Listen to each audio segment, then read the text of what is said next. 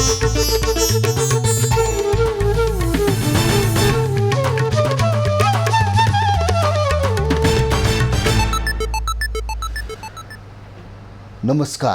यो एभेन्यूज खबरको सङ्केत हो। तपाईँ अहिले एभेन्यूज एट 7 मा हुनुहुन्छ। म सुसन रामदाम। प्रारम्भमा मूल खबर।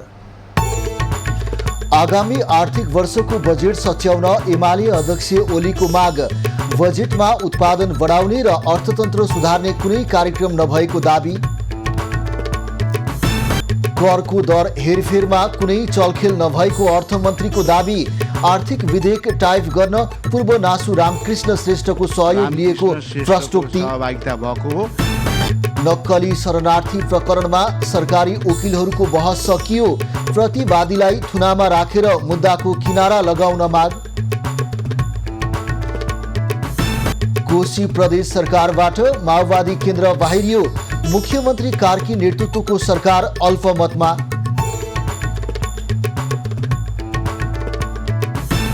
सङ्खुवा सभामा किमाथाङका रानी त्रिदेशीय व्यापारिक मार्ग निर्माणमा ढिलासुस्ती।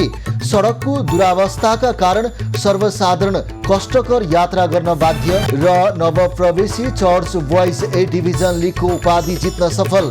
आज 3 स्टारसँगको खेल बराबरी भएसँगै एक खेल अगावै बन्यो च्याम्पियन।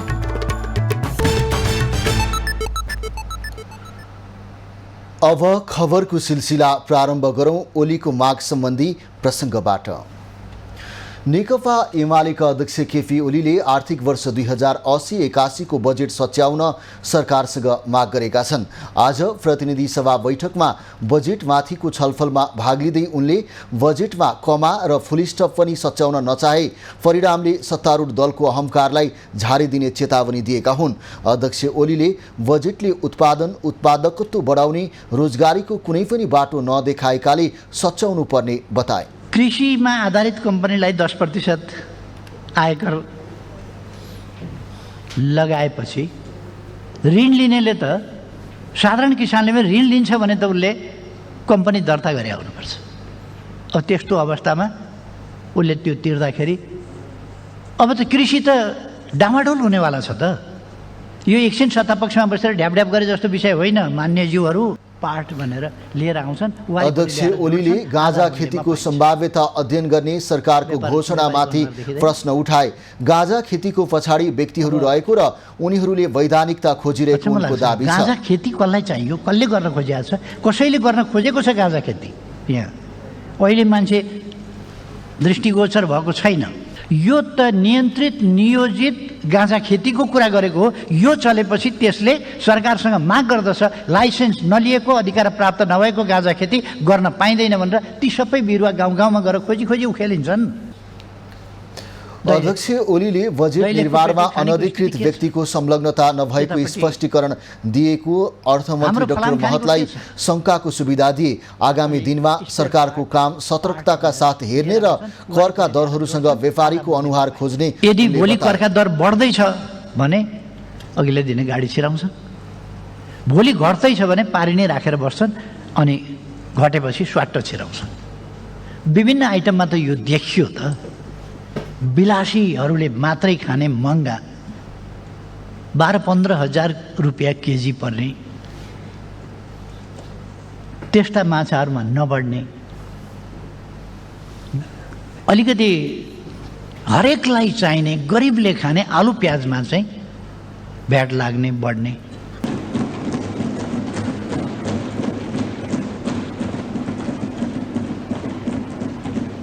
अध्यक्ष ओलीले राजस्व अपचलन हुने गरी बजेट आएको दाबी समेत गरे।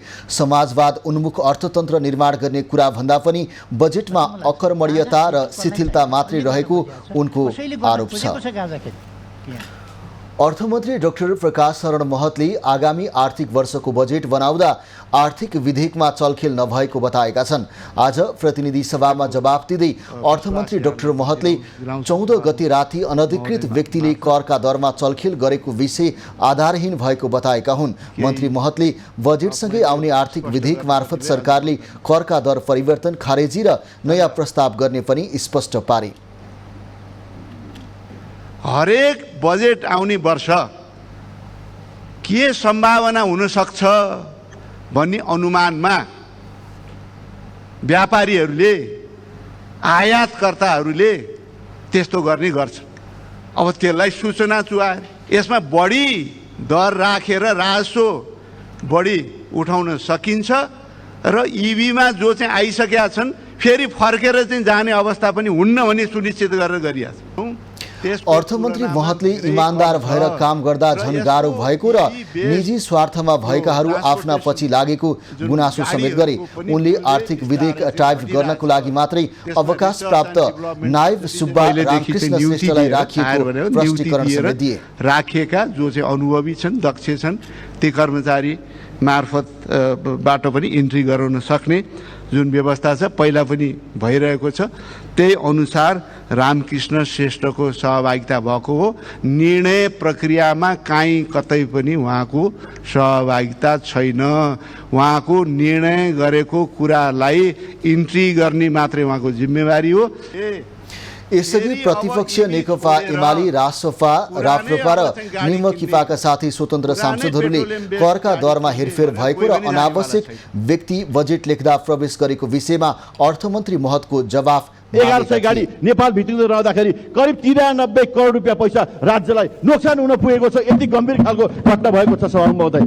आम नेपाली जनताले यो विषय प्रश्न रूपमा बुझ्न पाउनुपर्छ भन्ने हाम्रो माग छ। हामी सुशासनको पक्षमा, हामी पारदर्शिताको पक्षमा छौँ। हरेक खालका नीतिगत भ्रष्टाचारका विरुद्धमा नेकपा एमाले दृढताका पूर्वक उभिएको छ। त्यसकारण हामी भन्न चाहन्छौँ सभामुख महोदय, यो यथार्थ के हो यसको विषयमा माननीय अर्थमन्त्रीज्यूले रोस्टरमा आएर चित्त बुझ्ने गरी जवाफ दिनु पर्यो। सिङ्गो भन्सार प्रणालीको संस्थागत सुधार गरेर WCO वर्ल्ड कस्टम्स अर्गनाइजेसन नामक अन्तर्राष्ट्रिय संस्थाका अन्तर्राष्ट्रिय स्ट्यान्डर्ड्स, मानक र मेथोडोलोजी अवलम्बन गर्न सक्ने 100औं जनाको प्रोफेसनल काडर बनाउन यो वर्ष अर्थमन्त्रीको इमान्दार पहल होला कि नहोला? धन्यवाद। पूर्व कर्मचारी श्रेष्ठलाई कसको स्वार्थका लागि, कसको प्रतिनिधि बनाएर, कुन स्वार्थ पूर्तिका लागि आर्थिक विधेयक बनाउन अति गोप्य कक्षमा लगिएको, यसको हामीलाई स्पष्ट जवाब चाहिन्छ। रापरवालाई स्पष्ट जवाब चाहिन्छ। यो अहिले भइरहेको यो बजेटमा बिचौलियामा अर्थमन्त्रीलाई कसले कसले निर्देशन दिनुभयो? पार्टीका को नेता संलग्न छन्? प्रधानमन्त्रीको कति संलग्नता छ? यो सबै विषय छानबिन हुनुपर्छ। 4 नम्बरमा मेरो करका दर हेरफेरमा पूर्व नासु श्रेष्ठको सहभागिताबारे छानबिन गर्न संसदीय विशेष समिति गठन गर्न उनीहरूको माग थियो।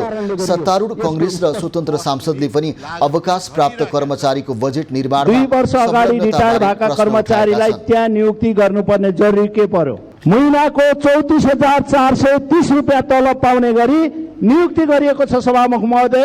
त्यो कसको इन्ट्रेस्टमा किन नियुक्ति गरिएको त्यसको जानकारी म अर्थमन्त्रीसँग माग्न चाहन्छु सभामुख महोदय।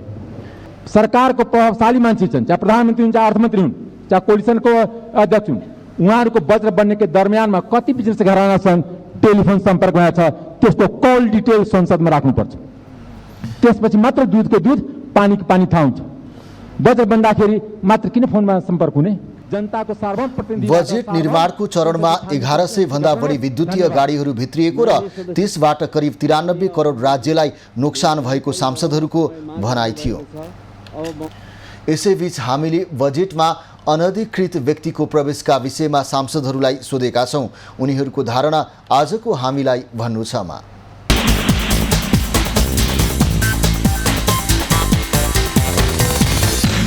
अहिले जहाँ बजेट निर्माण प्रक्रियामा सेवानिवृत्त अथवा पेन्सन पाइसकेको मान्छे, बाहिर निस्किसकेको मानिसलाई सामेल गरियो भन्ने कुरा आएको छ र सरकारले फेरि त्यो होइन, उनलाई करारमा राखिएको थियो, उनलाई सधैँ चाहिँ प्रयोग गरिएको हो भन्ने कुरा जवाफ दिने र चाहिँ टार्ने कोसिस गरेको छ। तर यो संसदीय छानबिन समिति गठन गरेर यसको टुङ्गोमा पुग्नु पर्दछ भन्ने पक्षमा राष्ट्रिय प्रजा। संसद चलिरहेको छ, संसदको विशेषाधिकार हनन गर्ने काम उहाँहरूले गर्नुभयो। हामीले हाम्रो आपत्ति यहाँ हो, संसदमा त्यो विधेयक दर्ता गरियोस्। 1 हप्ताभित्र रात दिन नभनिकन काम गरौँ, त्यो विधेयक टुङ्ग्याएर अगाडि बढाउँ। नागरिकता नभएर दुःख पाएका तमाम युवाहरूलाई नागरिकता दिने काममा अगाडि बढाउँ। महालेखाको प्रतिवेदनको 516 पेजमा जलहरीको बारेमा झन्डै 10 किलो सुन हराएको कुरा आएकै छ, त उल्लेखै भएको हो। हामीले कोही मन्त्री प्रधानमन्त्रीले त्यो लाएर हिँडो, शिरदेखि पुछारसम्म, तलदेखि माथिसम्म, टोपीदेखि जुत्तासम्म, चस्मादेखि घडीसम्म ला भनेका छौँ, औँठी बाँध भनेका छौँ। ती कुराहरू राख्दासम्म संसदको रेकर्डबाट डिलिट गर्ने पद्धति भयो। यसको मतलब संसदमा सांसदहरू सार्वभौम सत्ता छैनन् भन्ने देखाइयो, अभिव्यक्ति स्वतन्त्रता छैन भन्ने देखाइयो। रोस्टरमा प्रधानमन्त्रीलाई राखेर तल सदनमा सांसदहरूलाई गालीगलोज गर्न दिने अधिकार सामान्य सभामुखलाई हाम्रो प्रतिनिधित्व नियमले दिएको छैन। त्यस कारणले हामीले नियमापत्ति गरेको हामीले कहाँ असहिष्णु भयौँ, कहाँ हामी असंवेदनशील भयौँ। हामीले नियमापत्ति गर्नुपर्ने हाम्रो अधिकार हामीले प्रयोग गऱ्यौँ। उहाँले नियमापत्ति गर्नुभएको थिएन, उहाँले प्रतिवाद गर्नुभयो, प्रतिप्रश्न गर्नुभयो, गालीगलोज गर्नुभयो, असंसदीय ढङ्गले पेश हुनुभयो। यति मात्र भनौँ। सरकारले गलत गर्छ भने म विरोध गरेको छु, हिजो पनि विरोध गरेको छु। मैले हिजो बोल्दा राम्रो कुराले राम्रो भन्ने, नराम्रो नराम्रो भन्ने। पर्सिसम्म वेट गर्नुहोस्, पर्सिसम्म हामी आक्रामक हुन्छ, चिन्ता नगर्नुहोस्। बजेटको मुखमा करको दर हेरफेरको विवादले यो वर्ष पनि चर्चा पाएको छ। आगामी वर्षको लागि संसदमा प्रस्तुत भएको बजेटमा करका दर हेरफेर गरिएको भन्दै विपक्षीले छानबिनको माग गरेका छन् भने सरकार र अर्थ मन्त्रालयले भने प्रतिपक्षको आरोप खारेज गरेको छ।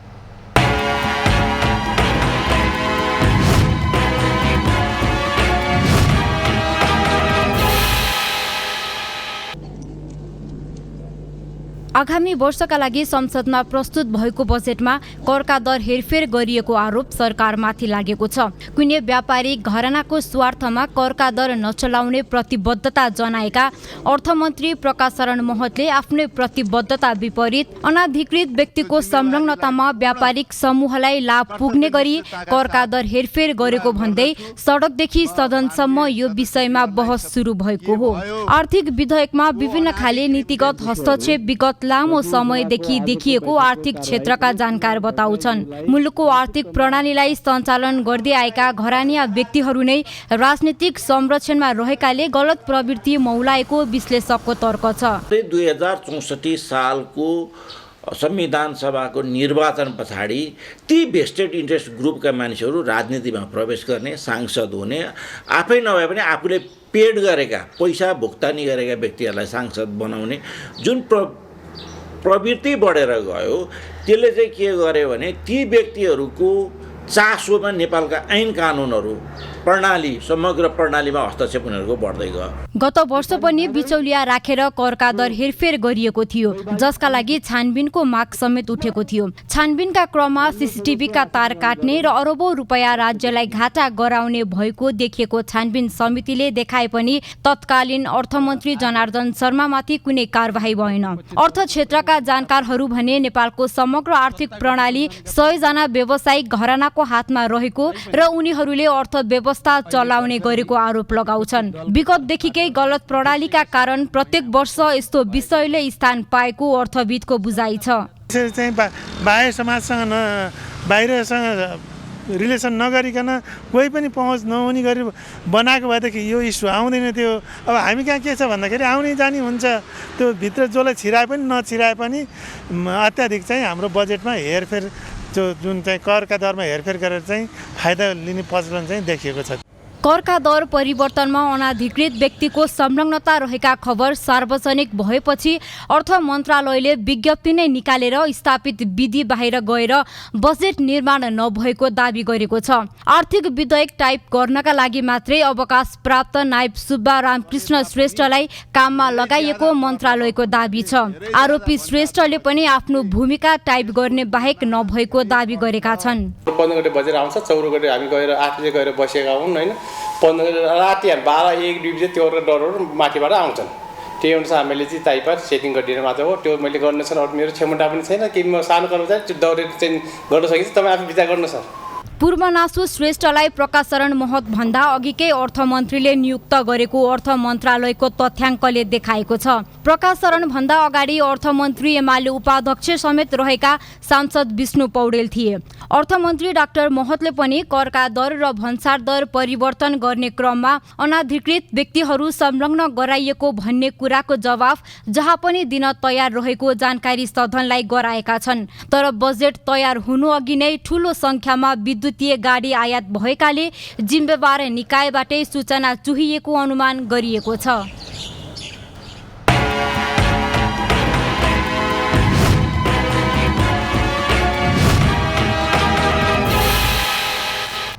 नक्कली भुटानी शरणार्थी प्रकरणमा जारी थुन्छेक बहसमा सरकारी उकिलका तर्फको बहस आज सकिएको छ।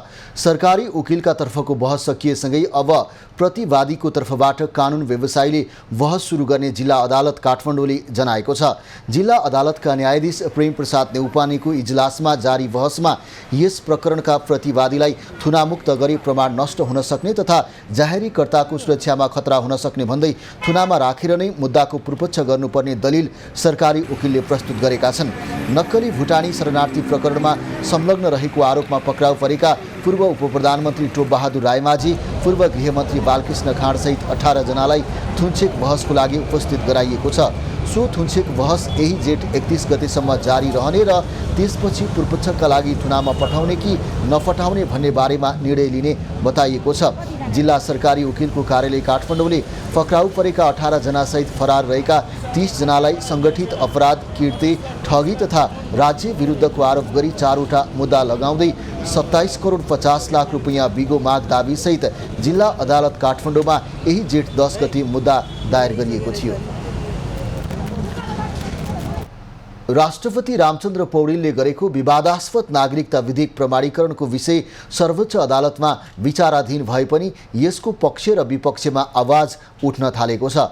प्रतिपक्षी दलहरूले प्रमाणीकरणलाई अवैधानिक कदम भनेका छन् भने सत्तारूढ दलहरूले संविधान बमोजिमकै कदम भन्दै बचाउ गरेका छन्।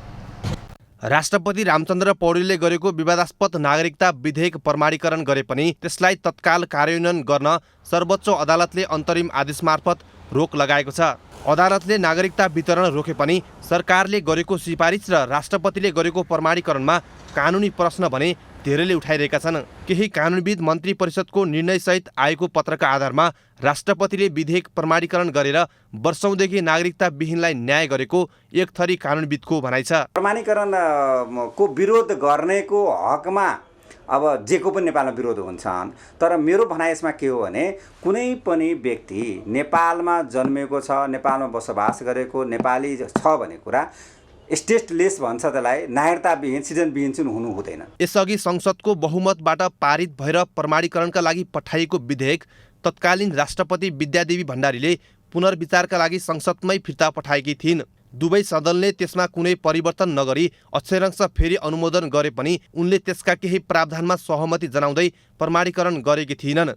अहिले मन्त्री परिषदको सिफारिसका नाममा राष्ट्रपति पौडेलले त्यही विधेयक प्रमाणीकरण गर्ने कार्य अवैधानिक र गैर संवैधानिक भएको केही कानुनविदको भनाइ छ। संविधानको धारा 113 को उपधारा 4 ले त प्रतिनिधि सभाले जस्ताको तस्तै दोहोर्याएर पठाएपछि 15 दिनभित्र प्रमाणीकरण गर्नुपर्थ्यो। 6 महिना, 8 महिना, 9 महिना पछाडि प्रमाणीकरण हुन्छ। कानुनविदहरू हिजोको प्रतिनिधि सभाले पारित गरेर पठाएको तर प्रमाणीकरण नभएको कुनै पनि विधेयकको आजको प्रतिनिधि सभाको स्वामित्व लिन नसक्ने बताउँछन्। अदालतमा गयो भन्दा बित्तिकै सरकारको कमी कमजोरी भन्ने हुँदैन। अदालतले निर्गल गर्न अहिले अन्तरिम आदेश मात्रै गरेको छ। भोलि जुन एउटा अन्तिम फैसला हुन्छ, अन्तिम फैसलापछि मात्रै थाहा हुन्छ। प्रमाणीकरणसँगै नागरिकता पाउन नसकेका थुप्रै नेपाली नागरिकले राहत पाउने अवस्था सर्वोच्चको अन्तरिम आदेशले रोकिएको छ। आदेशको विरोधमा मधेस केन्द्रित दलले प्रदर्शन समेत गरेका छन्। बाउ पनि नागरिक, आमा पनि नागरिक, तर उनीहरूको सन्तान चाहिँ नागरिकता विहीन भएर बस्नुपर्ने विडम्बनाको कुरा भएको उनीहरूको भनाइ छ। कतिपयले यो व्यवस्था विभेदकारी भएको भन्दै आपत्ति जनाउँदै आएका छन्। क्यामेरामा सुरेश रजकका साथ कमल जीसी, काठमाडौँ। कोशी प्रदेश सरकारमा माओवादीबाट सहभागी 2 मन्त्रीले राजीनामा दिएका छन्। पर्यटन, वन तथा वातावरण मन्त्री जीवन आचार्य र भौतिक पूर्वाधार विकास मन्त्री दुर्गा प्रसाद चापागाईले आज एमाले नेतृत्वको प्रदेश सरकारबाट राजीनामा दिएका हुन्। आज मात्रै माओवादीले सरकारबाट बाहिरिने निर्णय गरेको थियो। त्यस लगत्तै मन्त्री द्वयले मुख्यमन्त्री हिक्मत कुमार कार्कीलाई राजीनामा बुझाएका हुन्। कोशीमा एमाले नेता कार्कीको नेतृत्वमा सरकार गठन भए पनि संघीय समीकरण बदलिएपछि माओवादीले समर्थन फिर्ता लिएको हो। समर्थन फिर्ता लिएसँगै एमालेका मुख्यमन्त्री कार्की नेतृत्वको सरकार अल्पमतमा परेको छ। कोशीमा नयाँ सरकारका लागि कांग्रेस माओवादी दुवैले दावी गर्दै आएका छन्। पुस 9 गते एमाले माओवादी केन्द्र जसपा सहितको गठबन्धन बनेपछि पुस 25 गते मुख्यमन्त्री कार्की नेतृत्वमा सरकार गठन भएको थियो। मुख्यमन्त्री कार्कीलाई एमालेका 40, माओवादी केन्द्रका 13, राप्रपाका 6 र जसपाका 1 जना प्रदेश सभा सदस्यको समर्थन थियो। जसपाले यसअघि नै मुख्यमन्त्री कार्की नेतृत्वको सरकारलाई दिएको समर्थन फिर्ता लिइसकेको छ। अब मुख्यमन्त्री कार्की नेतृत्वको सरकारलाई राप्रपाको मात्रै समर्थन रहेको छ। 93 सदस्यीय प्रदेश सभामा मुख्यमन्त्री कार्की नेतृत्वको सरकारसँग एमालेको 40 र राप्रपाको 6 गरी 46 प्रदेश सांसदको मात्रै समर्थन रहेकाले अल्पमतमा परेको छ। सत्ता गठबन्धन टुटेपछि बाँकी 6 प्रदेशमा नयाँ गठबन्धन सरकार यसअघि नै बनिसकेको छ। संस्कृति, पर्यटन तथा नागरिक उड्डयन मन्त्री सुदन किराँतीले दुई देश बीचमा उपलब्धिजनक सम्झौता नहुने भएकै कारण आफू भारत भ्रमणमा नगएको बताएका छन्। आज काठमाडौँमा ओखलढुङ्गाको पर्यटकीय पदमार्ग शुभारम्भ कार्यक्रममा आफूले हेलिकप्टर पनि नचढ्ने र दुई देशबीचको सम्झौता उपलब्धिमूलक नहुने भए विदेश भ्रमण नजाने प्रण गरेको बताएका हुन्। मन्त्री किराँतीले करिब 70 वटा देशबाट आफूलाई भ्रमणको निम्ति आए पनि नगएको दावी गरे। मैले हेलिकप्टर पनि नचढ्ने, दुई देश बीचको सम्झौता हुँदैन भने विदेश पनि नजाने, यसपालि इन्डिया पनि नगएको। खासमा त पर्यटन मन्त्री त सवारी मन्त्री हो नि त, सिभिल एभिएसन पनि यसकै छ, जहाज जानु पर्थ्यो नि त। गएर केही हुनेवाला छैन भने, आफ्नो भूमिकै हुँदैन भने किन जाने? त्यस कारणले पनि म जानु सकिनँ। कार्यक्रममा कांग्रेस सांसद रामहरि खतिवड़ाले मन्त्रीको जुहारीले कुनै पनि जिल्लाको विकास कम हुन नहुने बताए। ओखलढुङ्गाको विकासको लागि आफूले अर्थमन्त्री र पर्यटन मन्त्रीसँग बारम्बार अनुरोध गरे पनि एकले अर्कोलाई दोष दिएर फन्सिएको आरोप उनको थियो। त्यस्तै पूर्व सांसद यज्ञराज सुनुवारले ओखलढुङ्गाको चण्डेश्वरीमा निर्माणाधीन डोमस विमानस्थललाई स्तरोन्नति गरी जहाज चल्ने गरी बजेट छुट्याइदिन आग्रह गरे। कार्यक्रममा खिजीदेम्बो थोलेदेम्बा क्षेत्र समेट निम्न पर्यटकीय पदमार्ग शुभारम्भ गरिएको थियो।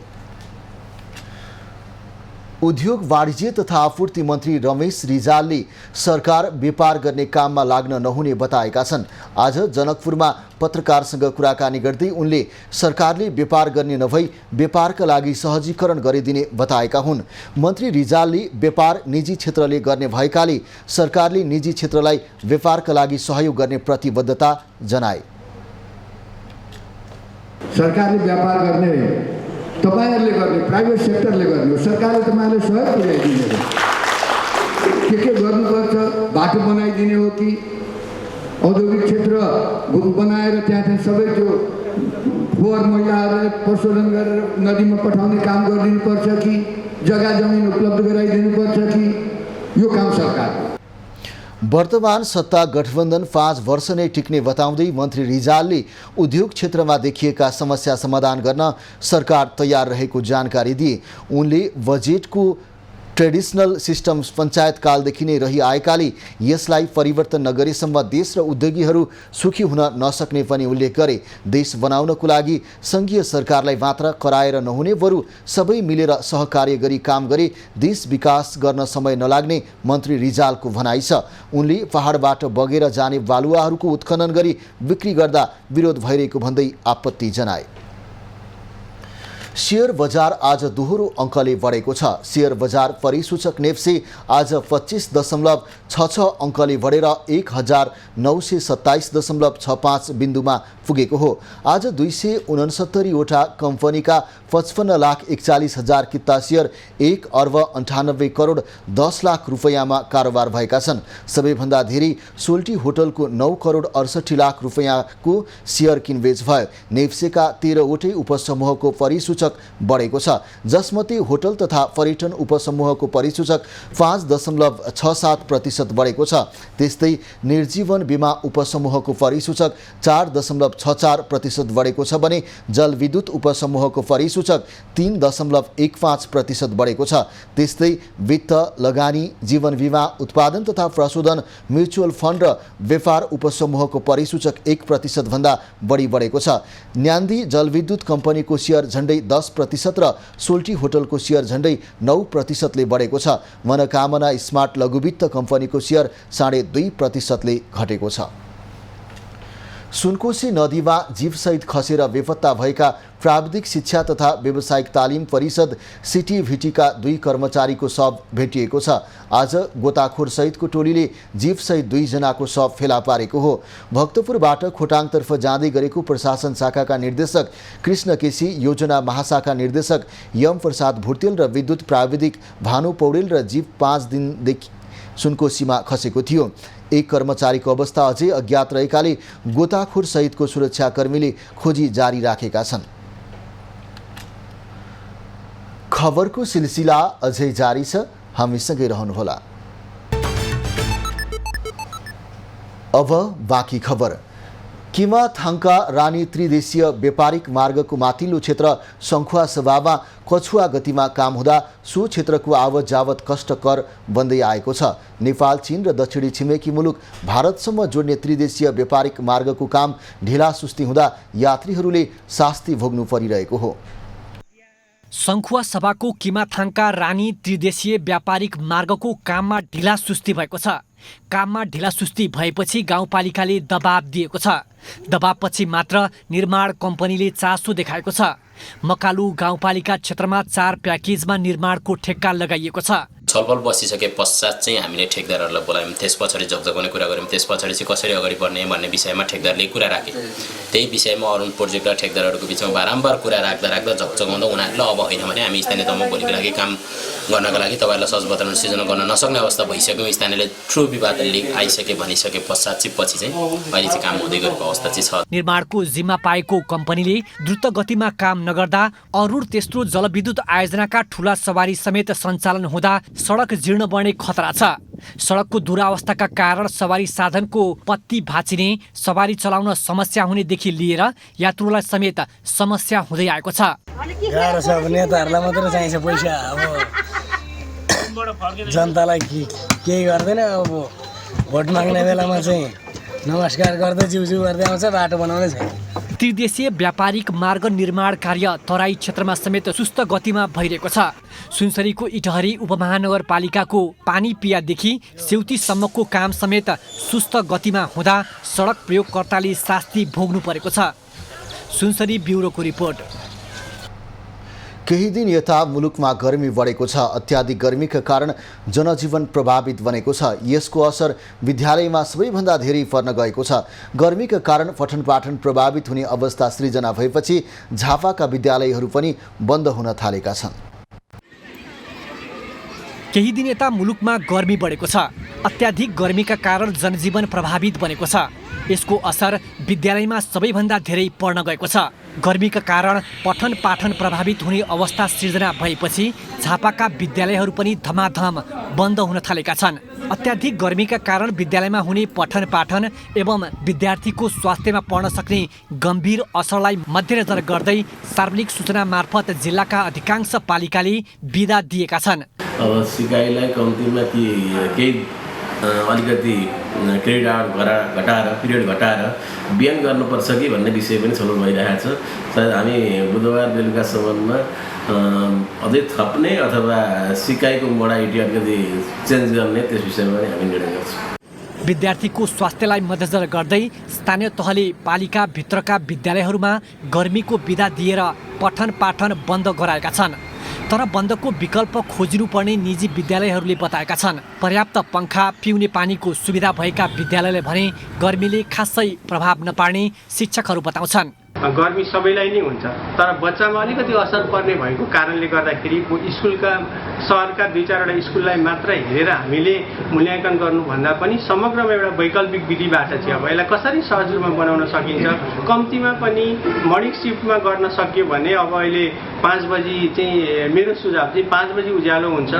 बर्खे बिदाबाट कटौती हुने गरी बिदा थप गरिएको पालिकाका शिक्षा शाखाले जनाएको छ। जिल्लाका सामुदायिक तथा संस्थागत विद्यालयहरू 5 दिनदेखि बन्द छन्। अभिभावकले पनि गर्मीका कारण आफ्ना नानीहरू विद्यालय पठाउन सक्ने अवस्था नरहेको बताउँछन्। स्कुलमै सरहरूले अब गर्मीको मात्रा बढो, त्यस कारणले गर्दाखेरि स्थगित गरौँ भन्दाखेरि एक किसिम ठिकै हो, किनकि नानीहरू अब फिट हुन्छन्, लड्छन्। अहिले अत्याधिक गर्मी बढेको पनि छ। अनि पढाइ त अब भर्खर नानीहरूको बिगाड्नु त हुँदैन, उज्जवल बनाउनै छ नानीहरूको भविष्य, सबैको उज्जवल बनाऊ भन्ने धारणा हुन्छ बाबुआमा पनि सबैमा। तर पनि अब यस्तो अत्याधिक गर्मी हुँदाखेरि सबैलाई अप्ठ्यारो पर्छ। अहिले झापामा दिउँसोको समयमा 40 देखि 43 डिग्रीसम्म तापक्रम पुग्ने गरेको छ। सर्वसाधारण अत्यावश्यक काम बाहेक घर बाहिर निस्कन छाडेका छन्। गर्मीबाट बालबालिका र वृद्ध बढी प्रभावित भएका छन्। सन्तोष नेउपाने, झापा। कर्णाली प्रदेश स्वास्थ्य निर्देशनालय सुर्खेतले राजमार्ग छेउछाउका होटल व्यवसायको अनुगमन तीव्र पारेको छ। विश्व खाद्य स्वच्छता दिवसको सन्दर्भ पारेर निर्देशनालयले छिन्चु बजार लक्षित गरी अनुगमन गरेको हो। पानी र खानेकुराकै कारण मानिसमा धेरै प्रकारका संक्रमण रोग लाग्ने भएकाले अनुगमन गरेर सुधारको सुझाव दिएको निर्देशनालय अन्तर्गतको महामारी विपद व्यवस्थापन महाशाखाको भनाइ छ। पानी र खानेकुराको कारणले धेरै सङ्क्रमण रोगहरू देखिने, त्यसको कारणले गर्दाखेरि जनमानसमा रोगी र मृत्यु पनि हुने भएको हुनाले यसलाई चाहिँ हामीले खाने खानाहरू स्वस्थ हुनु पर्यो, सफा हुनु पर्यो, सङ्क्रमण रहित हुनु पर्यो। सानातिना मिठाई पसलदेखि होटल रेस्टुरेन्टको भान्सामा पाक्ने खानेकुरासँग सम्बन्धित वस्तुलाई कसरी सफा राख्ने र अखाद्य वस्तुको मिसावट नगर्ने भन्ने विषयमा अभिमुखीकरण समेत निर्देशनालयले दिएको छ। यसमा जनप्रतिनिधिले पनि सहयोग गरेका छन्। सानातिना व्यापार व्यवसाय गर्ने व्यवसायीहरू, होटल रेस्टुरेन्ट व्यवसायीहरू, मिठाई पसल व्यवसायीहरूले चाहिँ भान्सामा अथवा सिधै खानेकुरासँग सम्बन्धित अथवा खानेकुरासँग सिधै सम्पर्कमा आउने वस्तुहरूलाई चाहिँ कसरी सरसफाइ गर्ने, कसरी सुरक्षित राख्ने र कसरी पस्किने, कसरी तयार गर्ने भन्ने कुरोमा चाहिँ हामीले विशेष गरी यसमा चाहिँ जोड दिएका थियौँ। जिल्ला अनुगमन खाद्य अनुगमन टोली यहाँ आएको हुनाले हामीले यो छिन्चु बजारमा पनि अब गुणस्तर के छ कस्तो छ भनेर पसल होटलहरूमा गएर हामीले जाँच गरिराखेका छौँ। छिन्चु बजारका होटल व्यवसायीहरूको अनुगमन गर्दा खाद्य वस्तुमा रङको प्रयोग गरिनुका साथै सरसफाइमा ध्यान नदिएको पाइएको थियो। महोत्तरी जिल्लाको सुदूर उत्तरवर्ती खैरमारा गाउँमा 1 वर्ष अघि कालोपत्रे सडक थियो, न त खानेपानीका सुविधा नै। यहाँका बासिन्दा आधारभूत सेवा सुविधाबाट वञ्चित थिए। अहिले खानेपानीका साथै सडक कालोपत्रे भएपछि खैरमाराको रूप फेरिएको छ।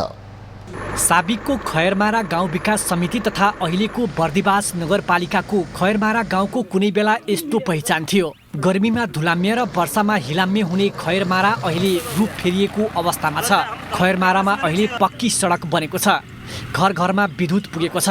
पक्की र कच्ची घरहरूको बस्तीको बीचमा 7 मिटर चौडाको कालोपत्रे सडक हेर्दा कुनै पार्कको बीचको सडक जस्तो देखिन्छ।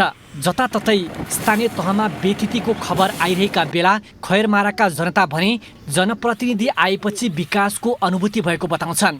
उपचार गराउनको लागि लानलाई सजिलो भएको छ। सडक निर्माण भएपछि त गाडीहरूको सुविधा भएको छ, एम्बुलेन्स आउनलाई टाइममा आइपुग्छ। नगरपालिकाले अझ यो सडकबाट राजमार्गसम्म जोडिदियो भने धेरै खुसी लाग्ने थियो भन्ने चाहिँ आशा गर्दैछौँ। बर्सातको मौसममा सर्वसाधारणलाई खेतबारी वा गाउँमा पनि हिँड्न कठिनाई भइरहेकोमा बर्दिवास नगरपालिकाको सहयोगमा मनासलु इनर्जी प्रणालीले 79,71,749 रुपैयाँको लागतमा खैरमाराको विद्युत चोकदेखि भरत टोलसम्म जाने बाटोमा कालोपत्रे गर्ने कार्य गरेपछि स्थानीयमा उत्साह छाएको छ। एउटा विश्वविद्यालय बनिरहेको छ। त्यो विद्यालय जाने आउने विद्यार्थी, टिचर, विदेशीहरू त्यहाँ आउनुहुन्छ र विदेशीहरू त्यो स्कुलमा आउने सामानहरू लानलाई पनि अप्ठ्यारो। त्यसको मध्यनजर गर्दै हामीले प्राथमिकता साथ चाहिँ खैरमाराको 10 र 11 वार्ड नम्बरमा त्यो बाटोहरू चाहिँ बने। अहिले गाउँमा सडक कालोपत्रे भएपछि कच्ची सडकमा आवत जावत गर्ने सर्वसाधारण खुसी भएका छन्। सडक कालोपत्रे भएर स्थानीयवासीलाई व्यापार गर्न, स्थानीय उत्पादनलाई बजारसम्म लैजान, उत्पादित तरकारी फलफुल लगायत कृषिजन्य सामग्री बाहिर लैजान सहज भएको छ। बर्दिवास नगरपालिकाका अधिकांश ग्रामीण वडामा समेत निर्माण कार्य तीव्र पारिएको छ। निर्माण कम्पनीले नगरपालिकाले तोकेको मापदण्ड अनुसार सडक निर्माण सम्पन्न गरेको बताएको छ। यो आर्थिक वर्ष 79-80 को टेन्डर अन्तर्गत परेको टेन्डर हो। जम्मा 1250 मिटरको लेन्थ छ यसको। यो पिचको चौडाइ चाहिँ 5.5 मिटरको दिनुपर्ने छ। 69 लाखको लागतमा टेन्डर परेको छ विथ ब्याज। खैरमारा यसअघि गाउँपालिका थियो। पुनर्संरचनापछि यो बर्दिवास नगरपालिकाको वडा नम्बर 10 र 11 बन्यो। दुवै वडा गरी 14,000 बढी नागरिकको बसोबास छ। गाउँपालिकामा सामुदायिक र संस्थागत गरी दर्जन बढी विद्यालय छन्। मध्य प्रदेशमै उत्कृष्ट मानिएको निर्मल लामा बहुप्राविधिक शिक्षालय पनि यही नगरमा रहेको छ। कमलेश मण्डल, महोत्तरी। भोजपुरमा निर्माण भइरहेको सडानन्द 12 तुर्की पुल साम्पाङ फाली दोबाटो 20 किलोमिटर सडक निर्माणको काम 50% सम्पन्न भएको छ। नियमित अनुगमन गरी सडक निर्माणमा गुणस्तरीयतामा ध्यान दिएको छ। पूर्वाधार विकास कार्यालय भोजपुर अन्तर्गत निर्माण भइरहेको सडानन्द 12 तुर्की पुल स्याउ पोखरी साम्पाङ फाली दोबाटो 20 किलोमिटर सडक निर्माणले तीव्रता पाएको छ।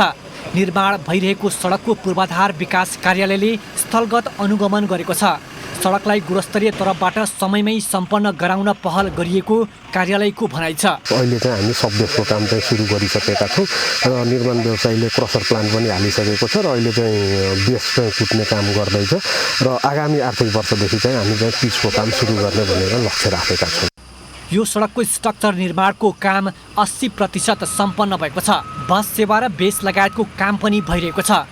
हालसम्म सडक निर्माणको भौतिक प्रगति 50% रहेको कार्यालयले जनाएको छ। निर्धारित समयमा सम्पन्न गर्ने लक्ष्यका साथ काम भइरहेको निर्माण कम्पनी लामा बानिया जेभीले जनाएको छ। सामान ढुवानीका लागि अरुण नदीमा पुल नहुँदा पनि समस्या भएको कम्पनीले जनाएको छ। 2079 सम्मको म्याद हो। अब अहिले हामीले चाहिँ 1 वर्षको म्याद थप गरेर अब आउने 2081 असारसम्ममा चाहिँ यो प्रोजेक्ट सम्पन्न गर्ने भनेर त्यो टार्गेटले हामी लागिरहेछौँ। अब हाम्रो काम भनेको तपाईँको पेमेन्ट हो, आसपाल र बेस ओछ्याउने काम गर्न बाँकी छ। स्ट्रक्चर हाम्रो मोटामोटी 80% काम सकिसकेको अवस्था छ। आसफाल्ट प्रविधिमा कालोपत्रे हुने सडकको गुणस्तरमा विशेष ध्यान दिएको कार्यालयको दाबी छ। कम्पनीले इन्जिनियरहरूको प्रत्यक्ष निगरानीमा निर्माण काम भइरहेको जनाएको छ। निर्माण सामग्रीको ल्याब परीक्षणपछि मात्र प्रयोगका लागि अनुमति दिने गरेको कार्यालयको भनाइ छ। 2077 असोजबाट निर्माण थालिएको सडक 2081 वैशाखभित्र सम्पन्न हुने कार्यालयले जनाएको छ। बेला बेलामा चाहिँ फेरि फ्रिक्वेन्टली हाम्रो मोनिटरिङ भिजिट भइरहेको हुन्छ। हाम्रो सुपरभाइजर साइटमा नै उपलब्ध हुन्छन्। उहाँहरूको पनि कन्ट्राक्टरहरू पनि इन्जिनियर हुन्छ। हामी पनि अफिसबाट बारम्बार आइरहेको हुन्छौँ। तोकिएको अवधिमा निर्माण सम्पन्न नभएपछि 1 वर्ष म्याद थप भएको कार्यालयको भनाइ छ।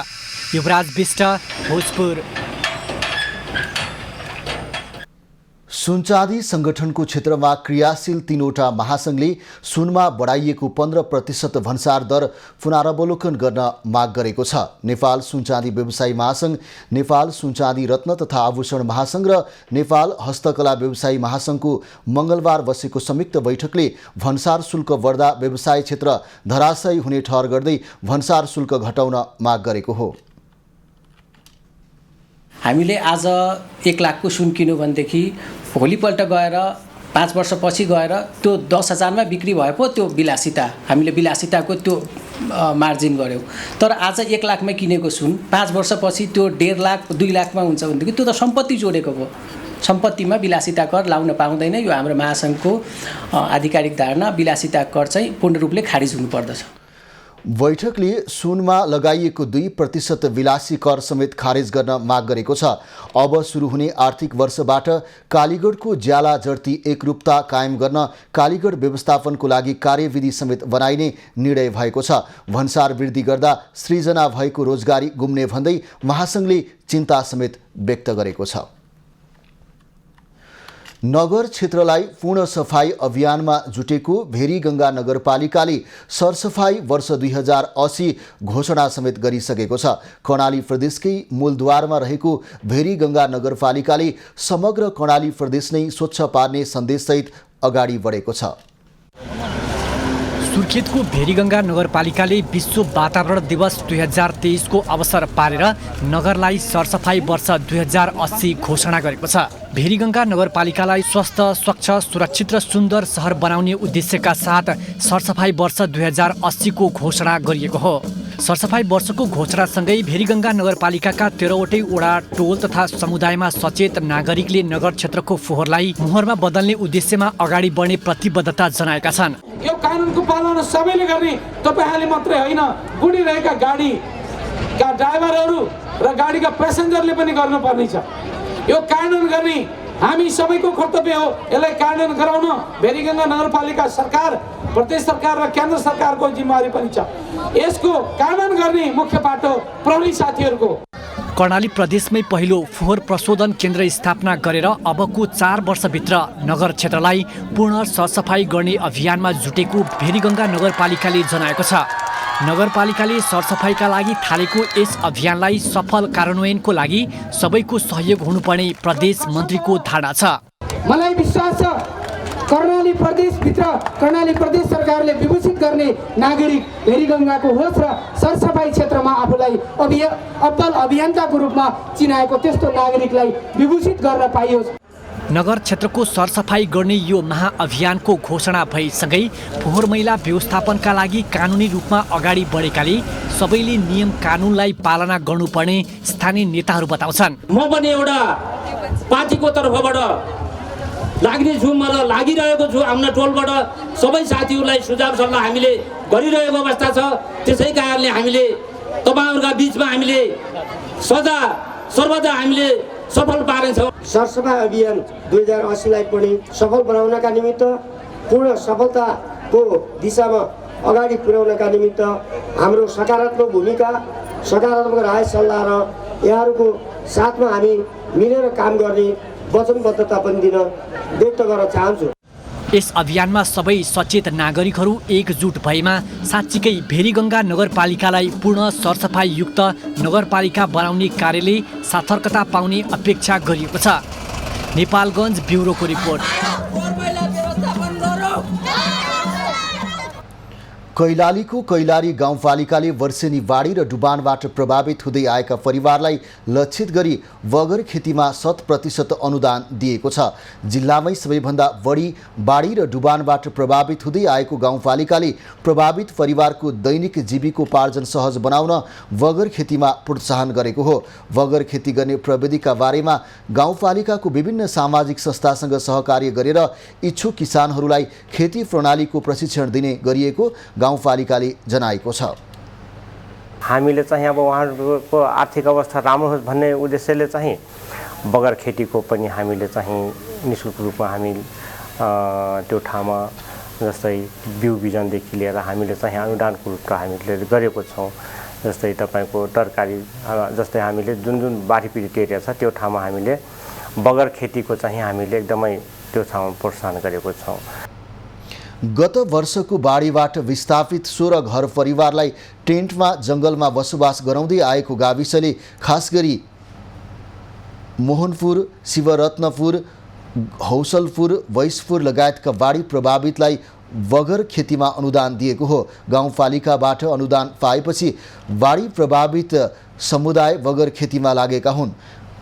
उनीहरूलाई बालुवामा खेती गर्ने तरिका सिकाउनुका साथै बिउ, मल तथा कृषि विज्ञको सेवा निःशुल्क उपलब्ध गराउँदै आइएको छ। अहिले मोहना, घुरा लगायतका नदी किनारामा बारेर किसानहरूले बगर खेती गरेको देख्न सकिन्छ। नदी किनारका अधिकांश स्थानहरू बगर खेतीका कारण हरियो देखिने गरेका छन्। हिमाली क्षेत्रमा स्याउ खेती हुँदै आए पनि गर्मी हुने कैलालीमा पहिलो पटक व्यावसायिक स्याउको उत्पादन भएको छ। कैलालीको लम्कीचुहा गाउँपालिका 9 प्रतापपुरका एक कृषकले लटरममा स्याउ फलाएका छन्।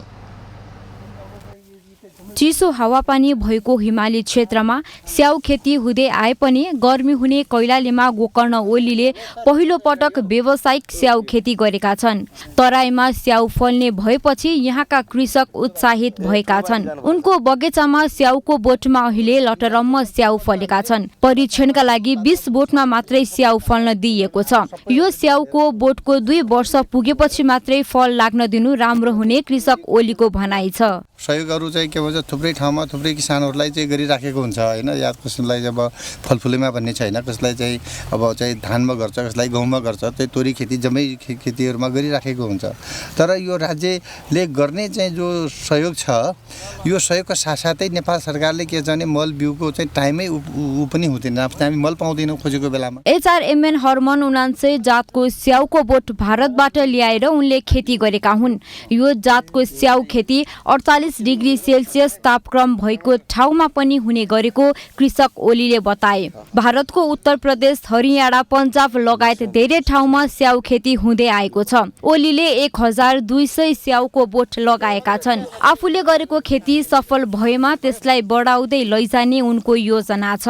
अफ-सिजनमा फल्ने भएको हुनाले यसको चाहिँ यो जो हिमालमा फल्ने स्याउसँग यसको चाहिँ कम्पिटिसनको चाहिँ हुँदैन, यसको चाहिँ बजार मार्केटको चाहिँ समस्या चाहिँ छैन। प्रतापपुरमा पहिलो पटक स्याउको बगैँचा स्थापना भएको कृषि ज्ञान केन्द्र कैलालीले जानकारी दिएको छ। सुदूरपश्चिम प्रादेशिक कृषि निर्देशनालय प्रमुख यज्ञराज जोशीले जोखिम मोलेर तराईमा स्याउ खेती गर्दा त्यो सफल भएको प्रतिक्रिया दिए। हामी 10-20 वटा बिरुवामा हेर्छौँ अहिलेको फल अब कत्रो आउँछ, धेरै त थाहा भइहाल्छ यो वर्ष नै। अनि कति लोड लिने, कतिवटा फल मात्र लिने, 10 वटा लिने कि 15 वटा लिने प्रति बिरुवा, त्यो पनि अब किसानसँग सम्झौता गरेर अगाडि बढाउँछ। भारतबाट वर्षेनी करोडौंको स्याउ भित्रिने गरेको भन्दै जोशीले तराईमा धेरै जग्गा भएका अरू किसानले पनि स्याउ खेतीबाट कृषकले राम्रो आर्थिक लाभ लिन सक्ने बताएका छन्। कैलालीबाट विवेक नागरीको रिपोर्ट। खबरको सिलसिला अझै जारी छ, हामीसँगै रहनुहोला। अब पालो एभिन्यू जाट स्पोर्ट्सको।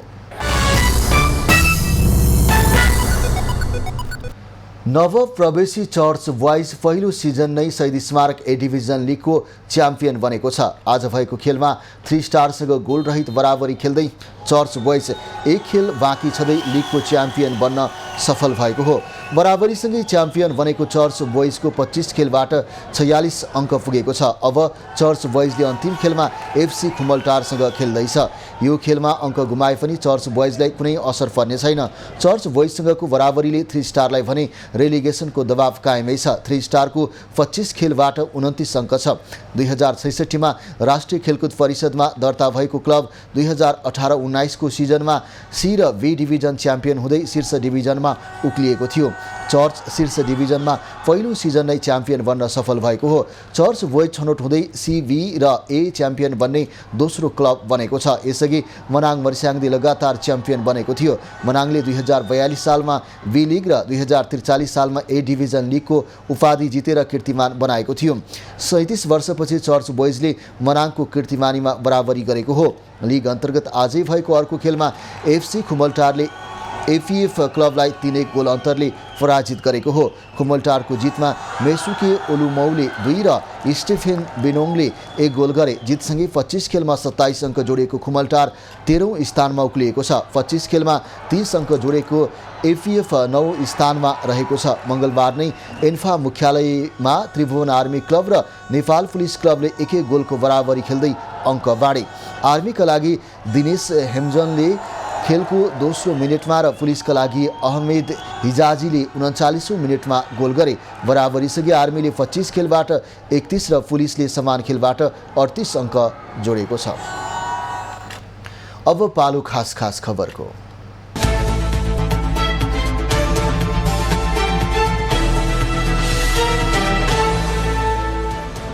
मध्य प्रदेश सरकारले मानवीय क्षमता विकास, पूर्वाधार निर्माण, उद्यमशीलता र रोजगारी अभिवृद्धि, गरिबी न्यूनीकरण, दिगो विकास तथा पर्यावरण संरक्षण र सुशासनको प्रत्याभूतिलाई प्राथमिकतामा राखेर नीति तथा कार्यक्रम सार्वजनिक गरेको छ। आज बसेको बैठकमा प्रदेश प्रमुख हरिशंकर मिश्रले नीति तथा कार्यक्रम प्रस्तुत गरेका हुन्। नीति तथा कार्यक्रममा यस वर्ष पनि विगतका अधिकांश कार्यक्रमलाई निरन्तरता दिएको छ।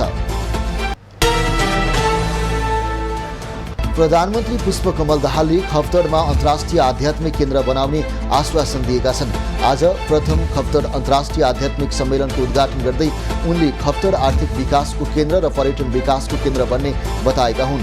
पतञ्जलि योगपीठका संरक्षक रामदेव र अध्यक्ष आचार्य बालकृष्णले पनि आध्यात्मिक केन्द्रमा लगानी गर्न तयार रहेको बताएका छन्। नवलपरासीको प्रतापपुरमा एक दम्पतिको धारिलो हतियार प्रयोग गरी हत्या गरिएको छ। प्रतापपुर 8 मर्चवाका 50 वर्षीय तिलकराज भेडिहार र एउटै उमेर समूहकी श्रीमती निर्मला भेडिहारको शव आज गाईगोठमा फेला परेको हो। हत्याको घटनाको अनुसन्धान भइरहेको नवलपरासी प्रहरीले जनाएको छ। बाँकेको आदर्श मावि बाँके राजाका शिक्षक रविन्द्र रेग्मीको शव जलेको अवस्थामा जङ्गलमा फेला परेको छ। राप्ती सुनारी गाउँपालिकाको ढकेरी नजिकैको जङ्गलमा रेग्मीको शव फेला परेको हो। शरीर जलेको र लुगा भने मोटरसाइकलकै छेउमा राखिएकाले उनको हत्या भएको हुन सक्ने प्रहरीको अनुमान छ। राष्ट्रिय सभाको आजको लागि बोलाइएको बैठक स्थगित भएको छ। आजको बैठकमा प्रधानमन्त्री पुष्पकमल दाहालले भारत भ्रमणमा केन्द्रित रही सार्वजनिक महत्त्वको विषयमा बोल्ने सम्भावित कार्यसूची भए पनि बैठक स्थगित भएको हो। बैठक बुधबार बिहान 11 बजे बस्ने संसद सचिवालयले जनाएको छ। अहिलेलाई खबरको क्रम यति नै। एभिन्यूज खबरका यी सहित अन्य विस्तृत खबरको लागि www.avenews.tv लगइन गर्न सक्नुहुनेछ। युट्युब, फेसबुक र ट्विटरमा पनि हामीलाई फलो गर्न सकिनेछ। खबरभित्रको खबरको लागि हेर्दै रहनुहोला एभिन्यूज खबर। नमस्कार।